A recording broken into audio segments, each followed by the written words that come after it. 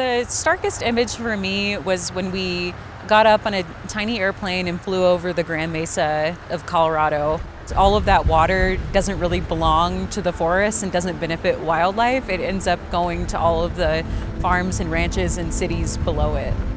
What our reporters found over and over is the system is actually designed to support developers, to support mines, to support other water users, even when there's not really enough water supply to sustain them. The Forest Service has increasingly been less involved with water and more involved with wildfire prevention and fighting wildfires. And I don't want to minimize that at all. This agency needs to do both.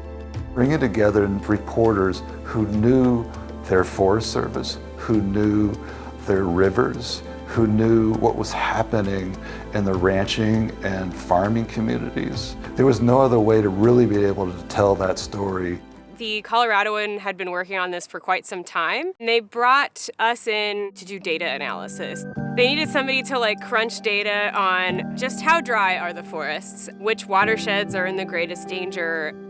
I was really proud to hear from former Forest Service employees that the story hit the nail on the head. I am sure that the majority of the public would never even know this issue was occurring if it wasn't for this article. I think people had this tendency to think of the Forest Service as your friendly government agency, like Smokey the Bear. We were able to show that that's not really happening. The hands down biggest obstacle was getting good data. The Forest Service gave me wrong answers and then would correct themselves later when I was like, wait, that doesn't make sense. There was a detail about the Gunnison River that we got that showed that everybody who had a permit on that river were 100% committed to taking every drop before it hit the Colorado River.